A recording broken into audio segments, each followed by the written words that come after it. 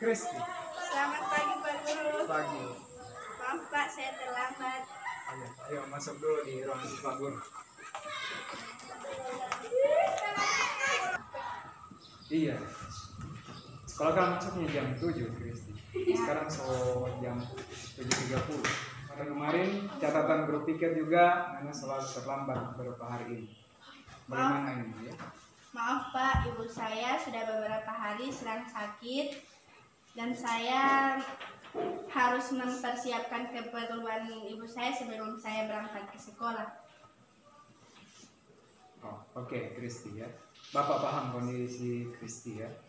Jadi Bapak juga kalau mengalami masalah seperti ini, Bapak juga pasti akan terlambat ke sekolah. Tapi kita harus memperbaiki masalah ini ya, Kristi. Ya. Jadi mungkin ada yang bisa kau perbaiki dari perilaku ini. Siap Pak, saya akan memperbaiki supaya tidak terlambat lagi ke sekolah.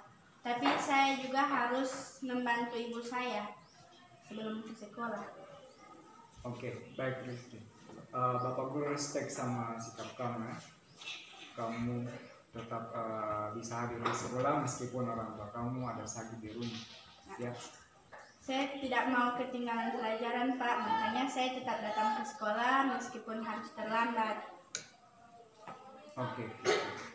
Nah, sekarang kira-kira tindakan kamu terlambat ini menurut kamu prinsip atau keyakinan sekolah apa yang kamu perlu tingkatkan? Menurut saya menghargai diri sendiri dan orang lain Pak. Iya, betul sekali ya. Pak Guru setuju dengan prinsip itu bahwa kita harus saling menghargai. Jadi Kristi mau meyakini prinsip saling menghargai ini? Ya Pak, saya meyakininya. Oke. Kalau begitu bersediakah Kristi mau memperbaiki keterlambatan ini? Siap Pak, saya bersedia. Terus bagaimana cara Kristi memperbaiki masalah ini? Saya akan bangun lebih cepat untuk mempersiapkan keperluan ibu saya sebelum saya berangkat ke sekolah. Misalnya Kristi bangun lebih cepat. Misalnya Kristi tidak sempat menyiapkan keperluan ibu. Kemudian ada orang lain yang sama bantu Kristi. Cuma adik dan ayah saya yang ada di rumah, tapi adik saya belum bisa melakukan hal itu, sementara ayah saya harus berangkat ke tempat kerja. Oke, Pak Guru paham.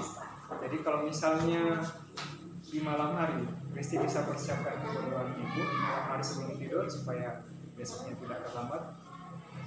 Oh iya Pak, bisa. Saya akan menanyakan keperluan ibu saya di malam hari dan akan mempersiapkannya agar di pagi hari saya tidak perlu repot-repot untuk mempersiapkannya lagi. Oke, Pak Guru.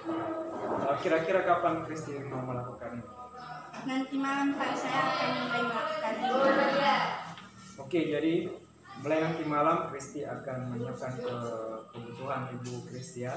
Jadi besok sehingga di pagi hari itu Kristi tidak lagi repot-repot mempersiapkan kebutuhan ibu Kristi ya yang lagi sakit. Ya. Oke. Baik Kristi, terima kasih atas kerjasamanya pada hari ini. Silakan kembali ke kelas. Ya, terima kasih Pak.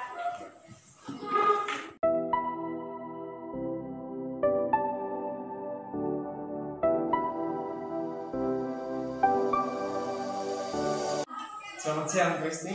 Siang Pak Guru. Pak Guru dapat laporan dari guru-guru lain tentang sikap Nak Kristi ini saat belajar di kelas. Ada apa Nak Kristi ini?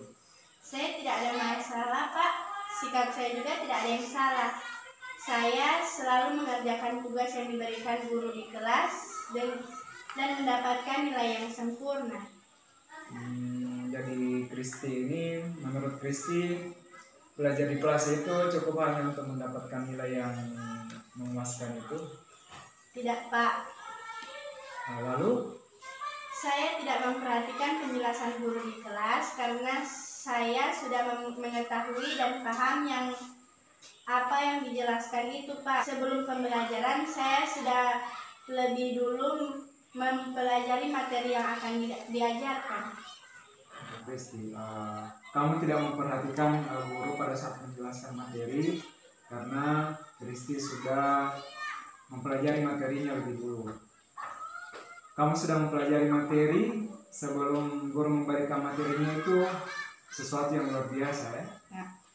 Tidak semua anak bisa melakukan itu, Kristi. Jadi Kristi itu luar biasa. Ya. Tapi menurut Kristi tindakan ini sudah tepat atau bagaimana? Iya Pak Guru, tindakan saya salah. Saya seharusnya tetap memperhatikan guru yang sedang menjelaskan. Saya tidak boleh hanya fokus untuk mendapatkan nilai yang sempurna. Oke, nah Kristi, apa yang sudah kamu lakukan sebenarnya hal yang biasa dilakukan oleh anak-anak pintar, anak-anak cerdas. Kamu melakukan ini tentu karena kamu punya alasan, kan? Iya Pak Guru. Oke, Kristi. Sekarang kita lihat tindakan kamu. Kira-kira tindakan kamu ini keyakinan menurut kamu, keyakinan sekolah yang mana yang sudah kamu abaikan? Mungkin nilai menghargai diri sendiri, orang lain, dan sesama teman, Pak Guru. Iya, betul Kristi ya.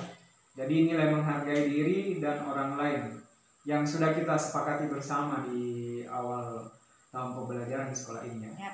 Jadi apakah kamu masih meyakini nilai ini, Kristi? Ya, saya meyakininya.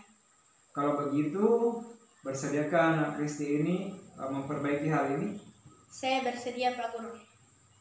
Bagaimana cara kamu memperbaikinya? Sebelumnya, saya akan meminta maaf kepada guru-guru. Selanjutnya, saya akan memperhatikan dan mencatat materi yang diberikan oleh guru-guru. Dan saya juga akan menjelaskan kepada teman kelompok saya jika ada yang tidak paham tentang materi yang dipelajari. Ya, baik Mbak Kristi ya. Jadi bagaimana kalau ada anggota dari kelompok lain yang butuh penjelasan? Apa yang Mbak Kristi lakukan? Saya akan meminta izin kepada guru, kemudian mendatangi dan menjelaskan materi kepada teman saya itu, Pak. Oke, luar biasa sekali ya, Mbak Kristi ini. Kira-kira apa lagi yang akan kamu lakukan untuk memperbaiki kejadian ini? Saya akan mengajak teman untuk membentuk kelompok diskusi dan mendiskusikan tentang materi yang belum dipahami. Wah, hebat sekali ya, Bapak bangga kalau kamu bisa melakukan ini. Jadi, kapan kira-kira kamu bisa mulai melakukan ini? Saya akan melakukan ini mulai hari ini, Pak Guru. Terima kasih atas kerjasama kamu. Silakan kembali ke kelas untuk belajar. Ya, baik Pak Guru, terima kasih. Ayo.